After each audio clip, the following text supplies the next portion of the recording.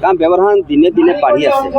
সেইকাৰণে মই এতিয়া পূৰ্ব অনুমান মই কৰা নাই, কিন্তু মই কালি যেতিয়া আমি আমাৰ যিটো আমাৰ সমদল হ'ব, এই সমদলৰ পাছত মই আপোনাক ক'ব পাৰিম, কিন্তু অভিলেখ ভংগ হ'ব। কালি শক্তি প্ৰদৰ্শনত যেতিয়া আমাৰ এটা সমস্যা আছে, মই যেতিয়া সমদল কৰি যাম বুলি কৈছোঁ, তেতিয়া আপোনালোকে জানে যে ৰাস্তাৰ কাষে কাষে কাষে বিজেপি পদুম ফুল হ'ব। ইয়াত মানে কি যে আপোনালোকে এটা কথাই বিশ্বাস কৰিব পাৰে যে এই সমদলটো কোনোবা খোজকাঢ়ি যাব পাৰে, নহ'লে তেওঁলোকে পথত ৰৈ আমাৰ সমদলটো সহযোগ কৰিব পাৰে। কাৰণ ইমানবোৰ গাড়ী আমাৰ নাই, আৰু আমি দেখিছোঁ যে আমাৰ বিৰোধী পক্ষই আটাইবোৰ গাড়ী এমাহৰ আগতে বুক কৰিছে। তেওঁলোকৰ পইচা আছে, আগৰ মানে দুৰ্নীতিগ্ৰস্ত পইচাবিলাক আছে, আমাৰতো নাই।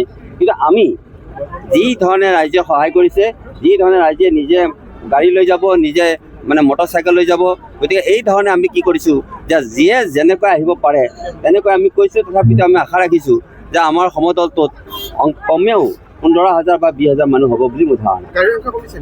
গাড়ীৰ সংখ্যা কমিছে মানে নিজৰ গাড়ী লৈ আহিব, কিন্তু কোনো গাড়ী আমি কেতিয়াও মানে ভাড়াত ল'ব নোৱাৰোঁ।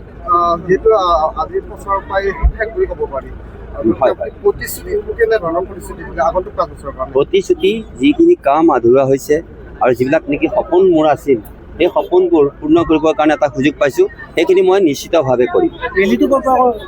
ৰেলীটো আমাৰ এই যি নাৰিকলী মন্দিৰৰ পৰা হ'ব, আৰু তাৰ পৰা একেবাৰে আমি দুমনিচুকী হৈ আমি গুচি যাম আমাৰ নামখোলালৈকে।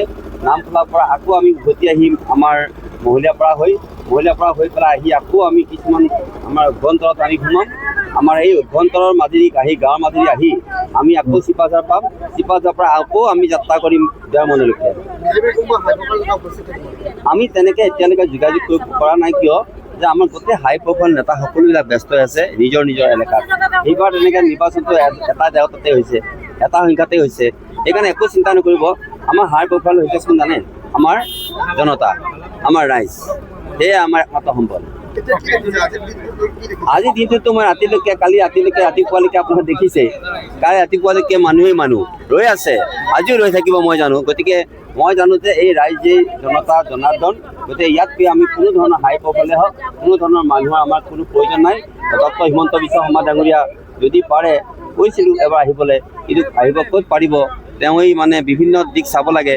গতিকে মই সেইটো ক্ষেত্ৰত তেওঁ আহিব নাহিব এতিয়ালৈকে সুনিশ্চিত হোৱা নাই, কিন্তু মই জানো যে হাই প্ৰফাইল নেতা নাহিলেও আমাৰ জনতা জনাৰ্দনে কালি সমদল পূৰ্ণভাৱে তেখেতসকলে ৰূপায়ণ কৰিব।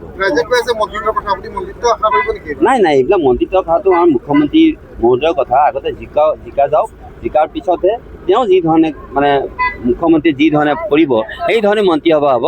মই কেতিয়াও মন্ত্ৰী হ'ম বুলি বা মন্ত্ৰিত্বৰ কাৰণে দাবী মই আজিলৈকে কৰা নাই আৰু নকৰোঁ।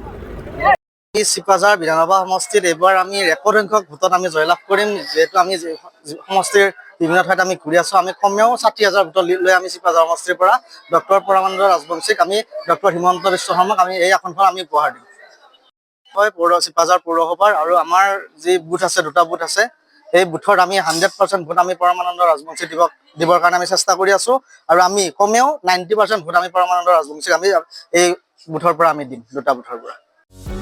যিকোনো খবৰৰ বাবে যোগাযোগ কৰক আমাৰ এই নম্বৰত 9181 307 221।